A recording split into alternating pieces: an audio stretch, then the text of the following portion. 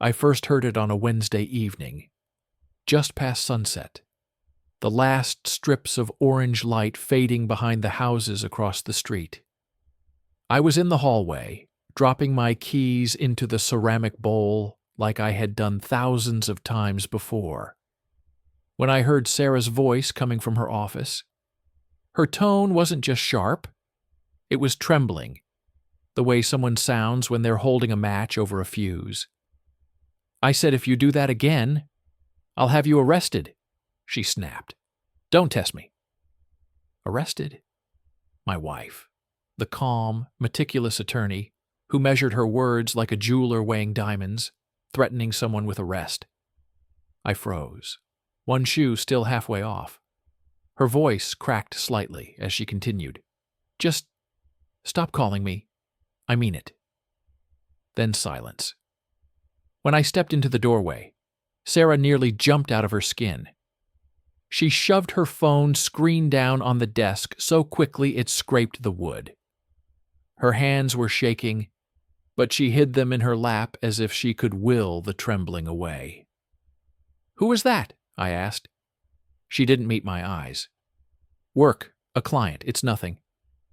That lie dropped between us like a stone into deep water, silent on the surface, but with a heavy pull beneath.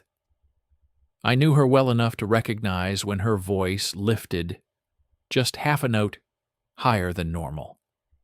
She did it every time she lied, even in college, long before she learned how to hide emotions behind polished legal rhetoric. "Everything okay?" I asked again. Her throat bobbed. I said, "It's fine, Ryan." But it wasn't. I could see the panic still flickering behind her eyes, like the after-image of lightning. I held her gaze for a moment, waiting, hoping she'd choose honesty. But instead she stood abruptly. "I need to finish something before tomorrow." She brushed past me, leaving the faint scent of citrus and tension in her wake. The second the bedroom door closed behind her, something inside me clicked. Not loudly, not dramatically. More like a soft, internal shift, the way a picture frame tilts on the wall when the house settles. Something was wrong. And for the first time in our marriage, I knew she wasn't going to tell me what it was. Our life was supposed to be simple, even enviable. I was a senior marketing manager at Holcomb & Bright, a mid-sized but powerful firm in Chicago. We lived in an affluent suburb where every driveway had the same curated gravel, the same pretentious mailbox fonts, and the same unspoken rule that everyone pretended everything was perfect. Sarah and I had met in college, two idealists with cheap beer breath and big plans. After graduation, we married in a small church with creaky pews and vows that felt real, heavy, binding. She built her career fast, faster than I ever could have predicted. A sharp attorney with a reputation for dismantling legal arguments like they were thin cardboard.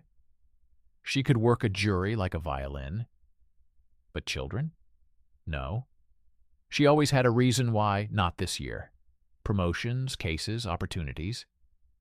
3 months ago, she started working late, then later, then nights that bled into mornings. That was the first crack in the glass. But I didn't push. I thought love meant patience. I thought trust was unconditional. I was wrong. The next shift came quietly. While she showered one night, her phone vibrated on the table. The unknown number glowed across the screen, and I felt a ripple in my stomach.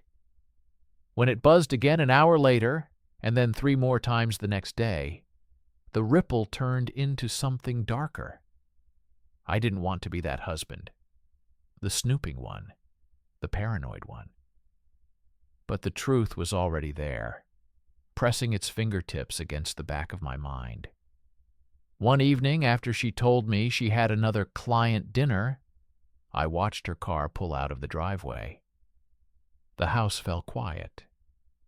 and I opened our phone records. The number had called her 6 times that day. Alone. 10 the day before. 23 in the past week. Not a coworker. Not a client. No one calls an attorney that often, unless they're bleeding or hiding a body. My throat tightened around something that felt like disbelief mixed with nausea.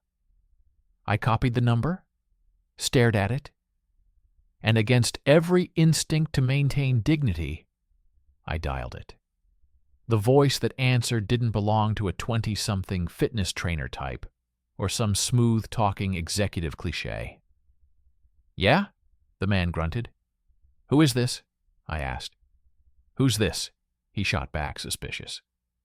"My name is Ryan," I said. "You've been calling my wife." A pause.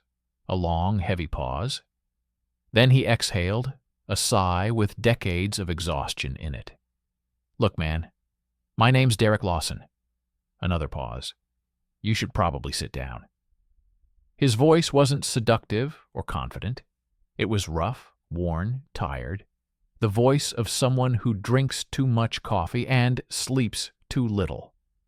He sounded mid-40s, stocky, probably balding. Not the type of man you imagine shattering your marriage.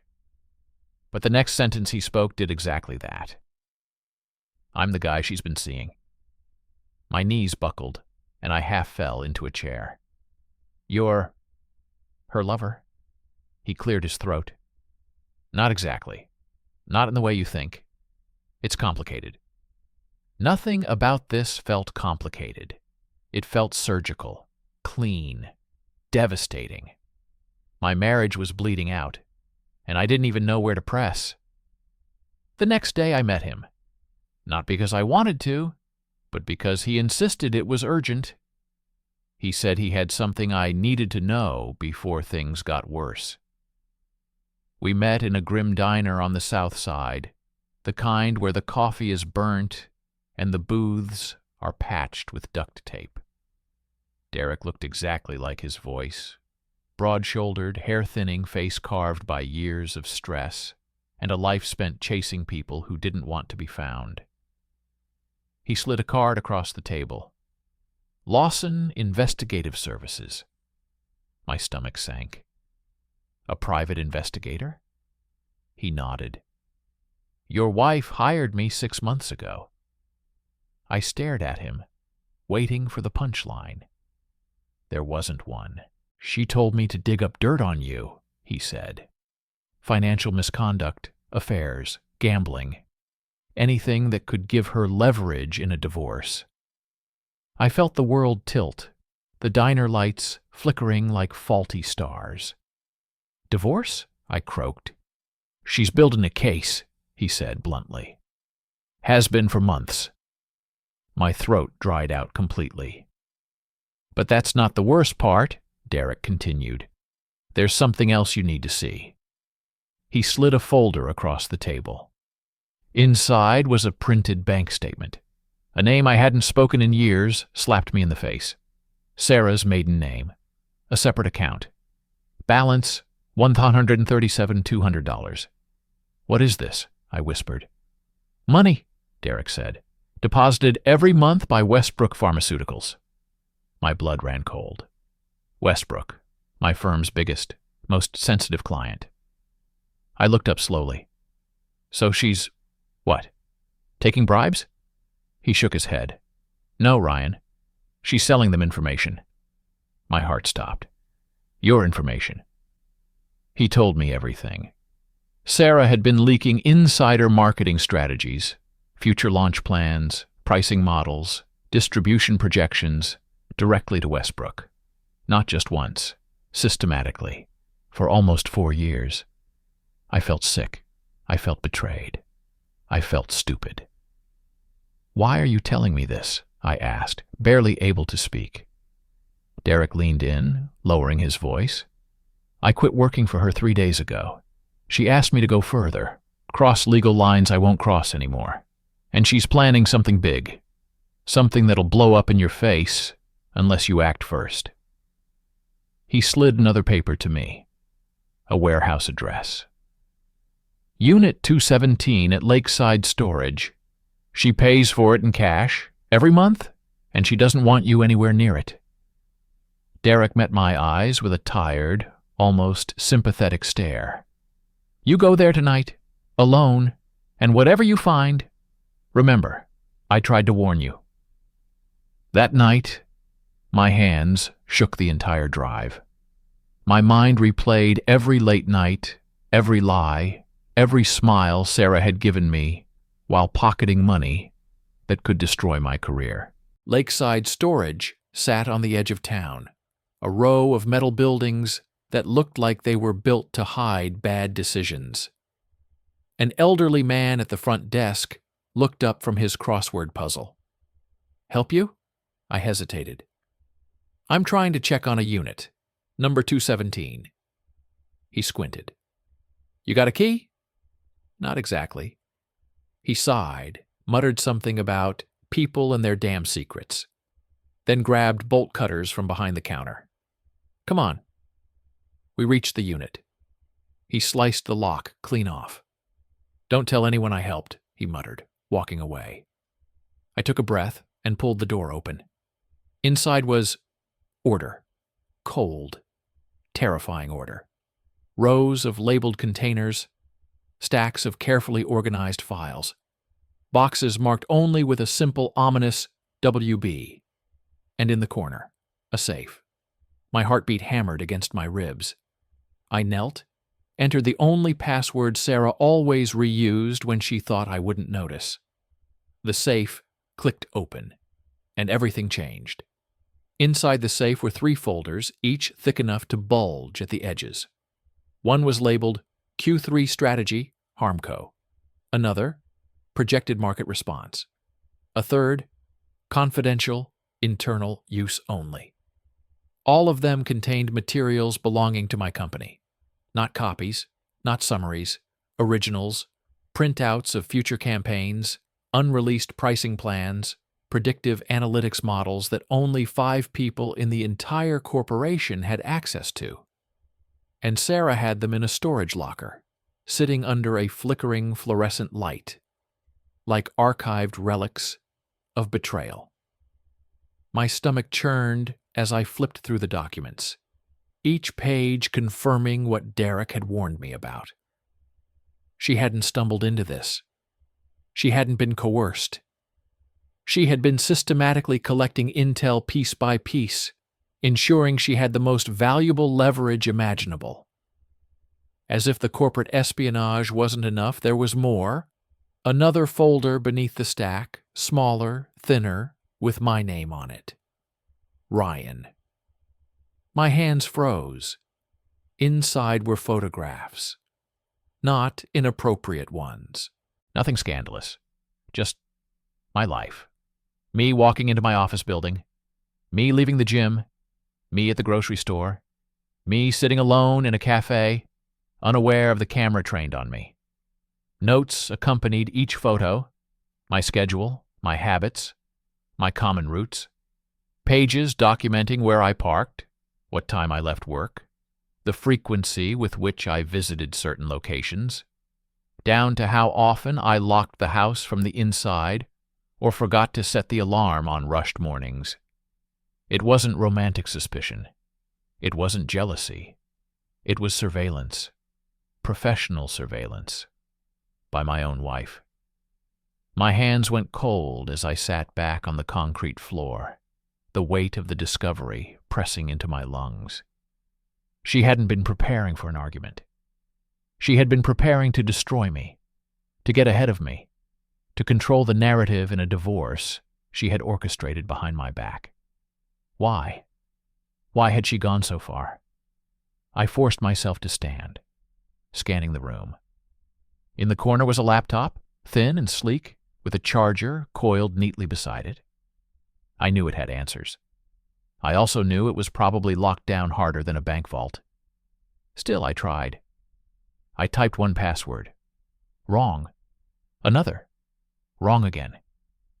Then I tried something stupid. Something sentimental. A combination based on the date of our anniversary, and the name of the street where we had our first apartment. The screen blinked and opened. I nearly collapsed with the rush of adrenaline. Inside the laptop were emails, hundreds of them, correspondence between Sarah and James Harrington, Vice President of Strategy at Westbrook Pharmaceuticals. His name appeared over and over again in her inbox. He wasn't just a contact. He wasn't just a business partner. He was the one who paid her. Their emails were meticulously coded. They referred to projects as deliveries, marketing plans as packages, and money transfers as arrangements. Attached were confidential documents from my company, full presentations, slides, notes from internal meetings. Then there were photographs, me again, taken from angles that made my skin crawl, videos, recordings, short snippets from our home cameras, ones I never knew she installed, footage of me working late in my home office, or talking on the phone, or reading at the dining table. She had been building a profile of my movements, my habits, my vulnerabilities. I copied everything to a flash drive, wiped the laptop screen clean of fingerprints, closed it, and returned every folder to the safe exactly as I'd found it. Then I replaced the broken lock with a new one I'd bought earlier from a supply store, making sure it looked untouched. I didn't want Sarah to know I'd been here. Not yet. As I stepped outside into the sharp night air, the world felt thinner, more fragile. Every shadow seemed to shift. Every sound echoed too loudly. I called Derek. When he picked up, I didn't bother with greetings. "She recorded me," I said. My voice sounded distant, like it belonged to someone else. "I figured," he replied, tone grim. "Did you find the rest?" "All of it." A pause. "That means things are going to move fast now, Ryan. Faster than you're ready for." I didn't ask what he meant. I already knew. I drove home. Sarah's car was already in the driveway. The lights in the kitchen glowed through the windows. When I entered the house, she was standing at the counter, still in her work clothes, a black skirt, a blouse that hugged her shoulders, her hair tied back as if she'd just returned from court. A half-full glass of wine stood beside her. She looked up the moment the door clicked shut. "You're late," she said. I shut the door, dropped my keys, walked forward with the weight of everything I'd learned sitting like lead in my chest. "I met with someone tonight," I said, quietly. "Who?" "Derek Lawson." She didn't flinch, not at first. Then one blink too many. "Why would you meet him?" she asked, but her voice was brittle, like thin ice. "He told me everything," I said. "About the recordings, the surveillance, the divorce?" Her fingers tightened around her wine glass. "Ryan, and," I continued, stepping closer, "about Westbrook." The color drained from her face. I had never seen Sarah afraid. Angry, yes, cold, often, calculating usually. But fear? Never. "I can explain," she said finally. "Then do it," I demanded. She exhaled sharply, like a dam breaking. "It wasn't supposed to go this far," she said. "That's not an explanation." She ran a hand through her hair. "You don't understand the pressure I was under." "Oh, I think I do." My voice sharpened. "$1 million offshore account under your maiden name? Payments from Westbrook? Leaking my company's strategies?" She winced. "You lied to me," I said. "You betrayed my trust. You risked my career, my reputation for money." "It wasn't about the money," she shot back, surprising me with the force of her answer. "It was about survival." "Survival?" I laughed bitterly. "You make 6 figures, Sarah. We live in one of the safest suburbs in Illinois." Her jaw tensed. "You have no idea what it's like inside my firm. The politics, the silent wars, the expectations. I stared at her. "You broke the law," I said flatly. She glared at me then, her eyes flashing with a mixture of anger and, was it shame? "I did what I had to," she whispered. "No," I said. "You did what was easiest." The silence between us stretched, thin, taut, ready to snap. "What's in Unit 217? I finally asked. Her face paled again. "You went there?" "I know everything." She opened her mouth, then closed it. Her shoulders slumped, for the first time looking small, defeated. "Ryan, I didn't want you involved.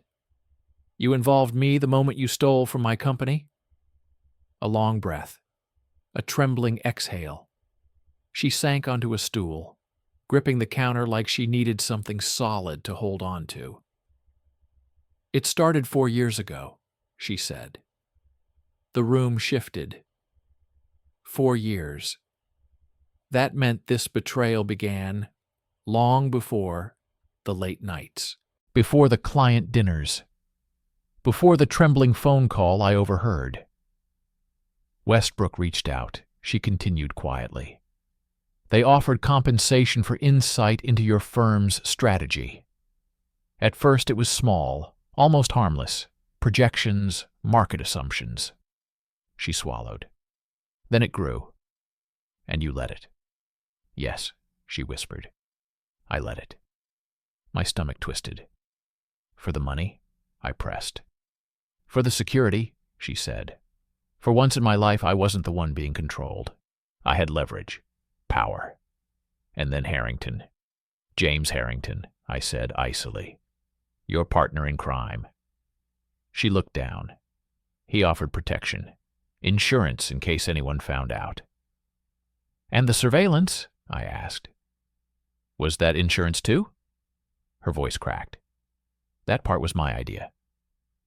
A hollow, echoing silence filled the room. "You spied on me," I said. "Your husband." "I thought you were cheating," she said, suddenly, fiercely, as if the accusation could shift the blame.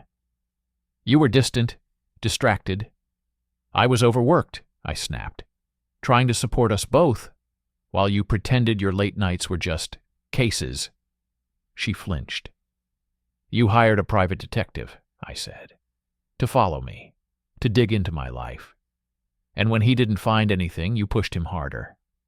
Hard enough that he walked away." A tear slipped down her cheek, the first tear I had seen from her in years. "I was terrified," she whispered. "Terrified you'd leave me. Terrified you'd turn me in. Terrified of what would happen if Harrington cut me off." "You should have been terrified," I said. "But not of me. Of what you became." For a moment, neither of us moved. Then I turned away. Because if I looked at her for even a second longer, I didn't know whether I'd collapse from heartbreak or scream from betrayal. I didn't sleep that night. I sat on the edge of the bed, staring at the wall while Sarah cried silently on her side. Her tears didn't move me. They didn't soften anything. They just reminded me how far gone everything was. By morning, I had made calls to an old colleague with political connections, to a private security firm, to an attorney whose name carried weight in high-stakes divorces. Then I called the only person who could give me real perspective. My father, a former federal prosecutor. He answered on the second ring. "Ryan?" "Dad," I said. "I need advice. Serious advice." He listened as I told him everything. He didn't interrupt, not once. When I finished, he sighed heavily. "Son, you need to protect yourself. Immediately. Start recording conversations, document every move she makes, and contact federal authorities if her crimes intersect with interstate commerce, which they do." "So you think I should turn her in?" "I think," he said carefully, "you should use the leverage you have, and use it wisely. You are not dealing with your wife anymore. You are dealing with someone who has already decided to dismantle your life." His words landed like a verdict. He was right. By the time I drove back home, I had a plan forming like storm clouds in my mind. A plan built on necessity, not revenge. A plan to protect myself, my career, and the company that trusted me. When I walked in, Sarah approached cautiously. "Please," she said, voice soft.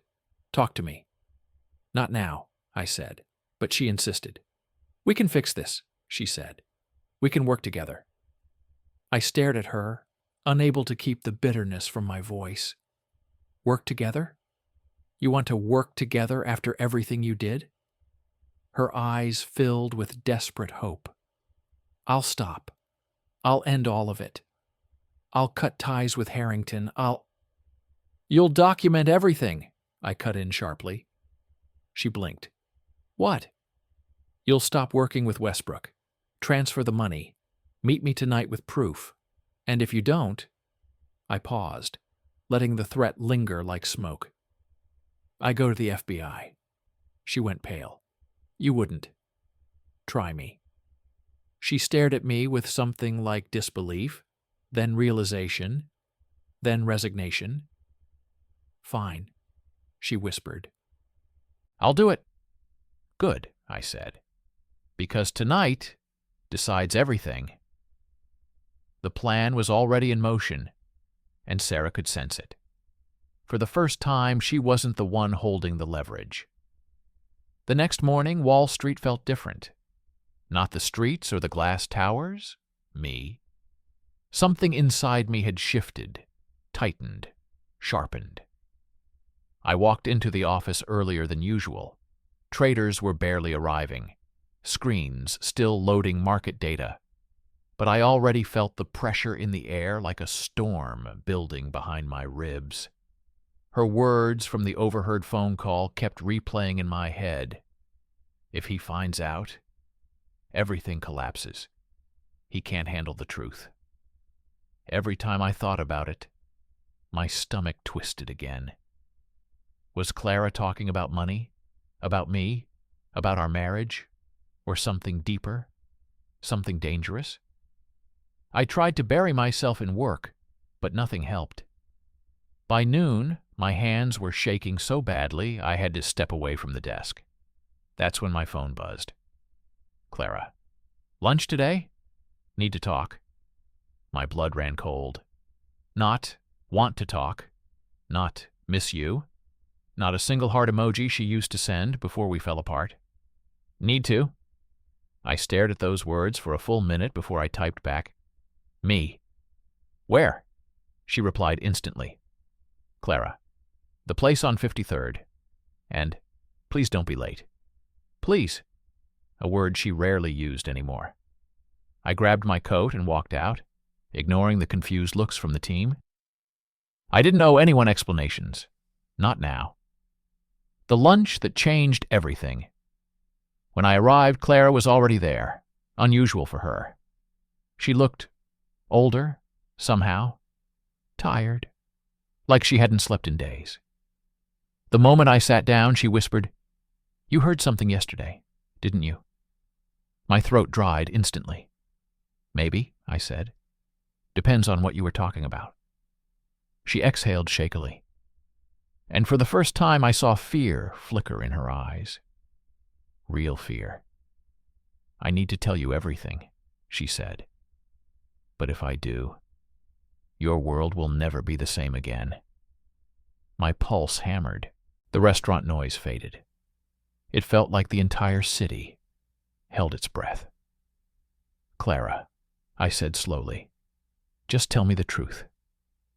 She squeezed her hands together until her knuckles turned white. Then she leaned forward and whispered, "It wasn't cheating, Mark. It's much worse than that." The floor seemed to tilt under my feet. I felt sick. She continued, voice trembling. "I didn't betray you with another man. I betrayed you with something you trusted even more." I froze. 100 possibilities shot through my mind: money, investments, corporate secrets, something illegal, something career-ending. But nothing prepared me for what she said next. Her lips parted. Her voice cracked. Mark, I put you in danger. Deadly danger. And I can't undo it. For a moment, I thought I misheard her. Danger. Deadly. Clara wasn't dramatic. She wasn't the type to exaggerate. If she said something was dangerous, it meant something real, something tangible, something that could end lives. My voice came out low, barely controlled. Clara, what did you do? She looked around the restaurant like she expected someone to be watching us. Her breathing quickened. Her fingers shook against the table. Then she said it. Slowly, clearly, like she'd been rehearsing it in her head for days. I leaked your risk models, Mark. My blood went cold. What? Your proprietary models, she whispered. The ones your firm uses to protect the fund from catastrophic losses. I felt the room closing in on me. She continued. I gave them to someone who shouldn't have them. Someone dangerous. Someone who can break markets with them. I stared at her, stunned into silence. Those models weren't just spreadsheets or algorithms. They were weapons. In the wrong hands, they could crash portfolios, sabotage hedge funds, manipulate entire sectors. Billions could be wiped out. My career could be destroyed. Lives could be ruined. Why? I finally managed. Her answer killed a part of me. Because I thought I was helping, she whispered. I thought he needed them. He. A single word that stabbed like an ice pick. Who is he? I asked, my voice suddenly dangerous even to my own ears. Clara shut her eyes. When she opened them, she stared right through me as if the truth itself was choking her. My brother. That took me off guard. Daniel, but he's in debt, she said. Not just to banks, to people who don't forgive, to people who use leverage. I leaned back, heart pounding. This wasn't infidelity.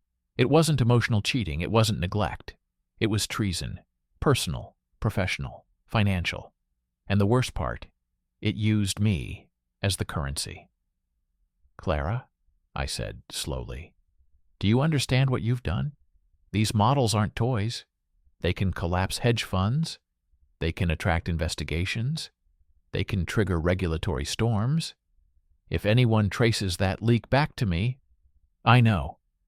Her voice broke completely. Mark, they already use them. Everything inside me froze. What do you mean? Already? Her hands clenched the tablecloth, like she needed something solid to hold on to. Yesterday, she swallowed hard. A coordinated short attack. The market dip wasn't natural. They executed it using your models. My heart stopped. That dip cost firms billions. It triggered panic across trading floors. I remember seeing traders screaming, phones exploding with alerts. I had no idea I was the reason. Clara, do you know what that means? She nodded, tears finally spilling. They might come after you, to silence me, to hide the trail. A cold dread crept through my spine. Who are these people? She inhaled shakily. Wall Street ghosts, she whispered. The ones nobody admits exist. The words, Wall Street ghosts, didn't sound like a metaphor. Not the way Clara said them. Not with the fear tightening her voice. Clara, I said quietly, tell me exactly who has the models. She only shook her head. Not in denial. In terror. If I say their names out loud, Mark, we're dead. The restaurant noise faded. Conversations blurred. The world shrank to a small, suffocating box around us. Clara leaned forward, gripping the table so tightly her knuckles blanched. They don't operate under company names, she whispered. No offices, no records, no compliance teams. They're a shadow network of ex-traders, expelled quants, rogue analysts, People who got erased from the industry but never left. My chest tightened. I'd heard rumors, whispers in late-night trading chats, stories nobody took seriously. The invisible syndicate, the whisper floor, the black ledger circle, urban legends. But Clara wasn't the type to believe in stories. Her fear was real. "Why would they want my models?" I asked. Her lip trembled. "Because your models can predict liquidity stress before it happens. They can identify weak sectors hours before collapses. In the wrong hands, they're tools for financial war." She looked at me like she already knew how this would end. "They're planning something bigger." My pulse spiked. "How big?" Her answer chilled me to the bone. "Market-wide, global." I tried to process it. The betrayal, the danger, the sheer scale of what she'd unleashed. Millions of people could lose their savings. Pension funds could evaporate. Banks could topple. All because my wife thought she could help her brother. Or maybe because she was manipulated too. I forced myself to stay calm. "Where is Daniel now?" Clara swallowed hard. "In hiding." "They're hiding? Or his?" She hesitated. That was my answer. "Jesus, Clara." She reached for my hand. I pulled mine back. Her shoulders crumpled. "Mark, I didn't know it would go this far," she whispered. "I thought they just wanted to restructure his debt." Restructure his debt. That phrase told me everything. She had no idea what world she'd stepped into. No idea what these people did to those who failed them. "Clara, listen to me," I said, keeping my voice steady. "I need to know exactly what they demanded from you." Her eyes glistened. Then she said the line that confirmed my worst fear. "They didn't just want your models, Mark." She paused, breath shaking. "They want you." My stomach dropped. "Me?" "Your access, your credentials, your clearance." I felt a cold, crawling nausea. That meant they didn't just leak my models. They wanted to use me as an inside vector, to get deeper, to get everything. "Clara, did you tell them I'd cooperate?" Her silence was the loudest answer in the world. The air around us felt poisonous. I leaned back in my chair, staring at her like I was seeing her for the first time. My wife, my partner, my supposed ally. She had delivered me like currency, like collateral, like a bargaining chip. "Mark," she begged, voice cracking. "I thought I could fix it before it spiraled. I thought—" I cut her off. "You thought you could sell a piece of my life without telling me." She covered her face, shaking. "They said if I didn't cooperate, Daniel would disappear. They said they'd make sure you took the blame for the market dip. They said they'd—" Her voice broke into a sob. "Ruin us both." I felt something inside me snap. Not anger, not rage, something colder, sharper, a clarity I'd never felt before. If these people wanted me, then I needed to disappear before they could touch me, before they could reach my accounts, my access, my identity, my life. I stood up. Clara looked up at me, eyes swollen with tears. "Where are you going?" I stared down at her. "To make sure they never find me." I walked out of the restaurant without looking back. Not because I didn't care, but because if I even glanced at her, I might have hesitated. And hesitation meant death when you were dealing with people like the whisper floor. The city lights blurred into streaks as I moved fast, keeping my head down, blending into crowds. The moment I stepped outside, my phone vibrated. An unknown number. I didn't answer. Another vibration. Another unknown number. Then a text. "We need to talk, Mark." No signature. They didn't need one. I smashed the phone against a metal trash bin and kept walking. No digital trail, no location pings, no leverage, just me. I headed straight to the only man I knew who understood the shadows of Wall Street better than anyone. Elias Morgan, my old mentor, a retired quant who disappeared from the public eye a decade earlier. He opened the door the moment I knocked, like he knew I was coming. Elias looked older, thinner, but his eyes were razor-sharp. "You finally heard them, didn't you?" I froze. "Who?" "The people Clara was dealing with." It hit me like a truck. Elias already knew. He stepped aside. "Inside. We don't talk in hallways." Elias led me into a dim study, filled with stacks of books, dusty screens, and monitors showing encrypted networks. He gestured toward the chair. "You were targeted long before your wife ever handed them your models," he said. "They've been watching your work since the liquidity spike last quarter." My blood ran cold. "Why me?" Elias leaned back. "Because you built something no one else could. Predictive data that threatens entire empires built on volatility." He paused, letting it sink in. "And because you're clean. No debts, no scandals, no ties. That makes you dangerous." I swallowed. "Do they know where I am now?"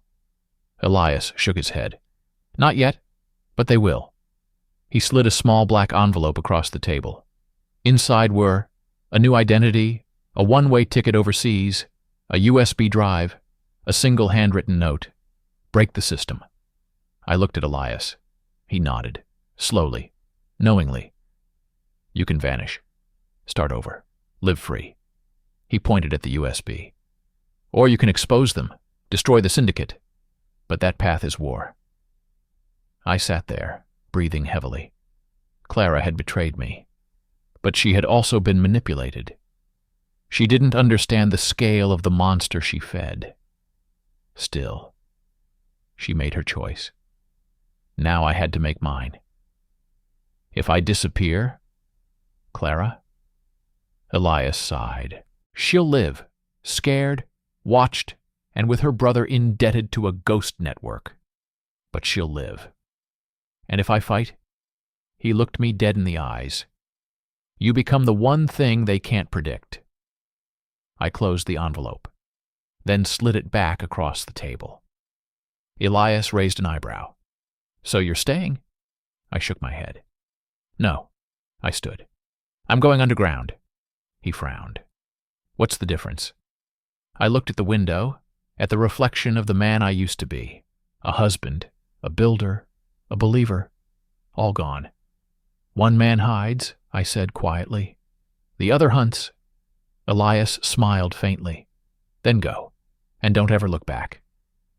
As I walked toward the airport hours later, passport clean, identity wiped, I bought a burner phone for one reason only, to leave Clara one final voicemail. I dialed. She answered immediately, breathless, broken. Mark, please. I cut her off softly. Not cruel, not angry, just done. Clara, you won't see me again. She sobbed. I didn't mean to hurt you. Intent doesn't erase consequences. Please, where are you? Are you safe? Can we fix this? I closed my eyes. For the first time since this nightmare began, I felt peace. Clara, I loved you more than anything, but the man you married is gone. You helped destroy him, and what came after isn't yours anymore. Silence. Then I said the last words she would ever hear from me. Take care of yourself. I hung up, removed the SIM card, snapped it in half, dropped it into a drain. Just like my old life. Gone. I boarded the plane with a single backpack. No wife, no home, no job, no identity. Just a mission. To dismantle the shadow world that had tried to own me. As the engines roared and the plane lifted into the night sky, I let out a breath I didn't know I'd been holding. Not fear, not grief. Liberation.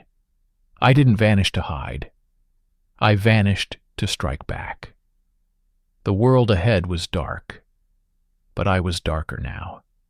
And for the first time in my life, I wasn't afraid of the shadows.